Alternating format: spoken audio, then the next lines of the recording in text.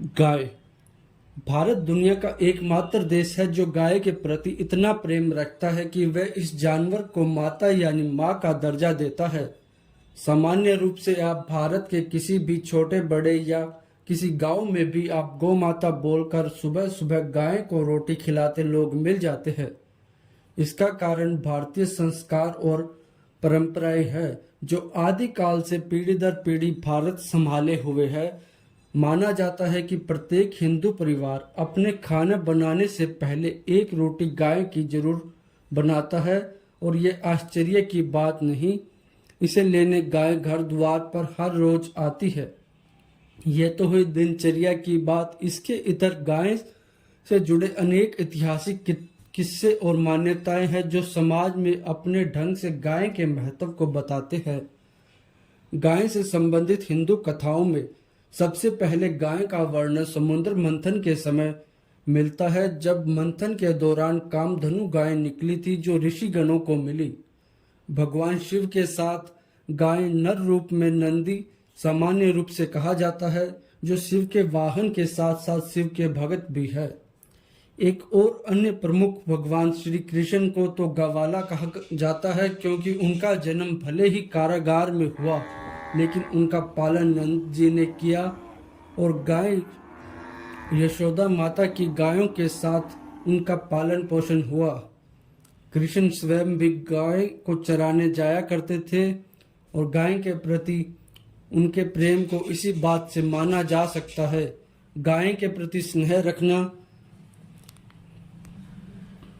और गायों को रोज चराना यह भगवान श्री कृष्ण के बचपन के कार्य थे। उन्हें माखन चोर भी कहा जाता है। गाय के दूध से बने मक्खन को वह स्वयं भी चुरा कर खाते थे। गाय एक महत्वपूर्ण पालतू पशु है जो संसार में सर्वज्ञ पाई जाती है। इससे उत्तम किस्म का दूध प्राप्त होता है। हिंदू गाय को माता यानी गौ माता मानते हैं। इसके बछड़े बड़े होकर गाड़ी खींचने के काम आते हैं और खेतों में जुताई करते हैं।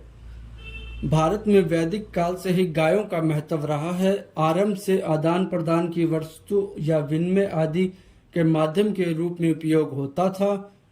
मनुष्य की समृद्धि की गणना गौवंश की संख्या से की जाती थी।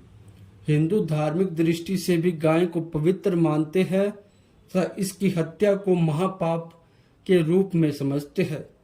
समुद्र मंथन के दौरान धरती पर दिव्य गाय की उत्पत्ति मानी जाती है। हमारे शास्त्रों में गाय को पूजनीय बताया गया है। भागवत पुराण के अनुसार समुद्र मंथन के समय दिव्य कामधनु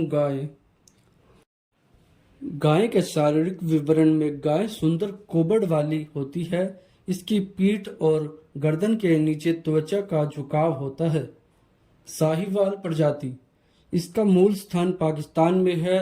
इन गायों की पहचान सिर चौड़ा, उभरा हुआ, सींग छोटे और मोटे तथा माथा मंझोला होता है।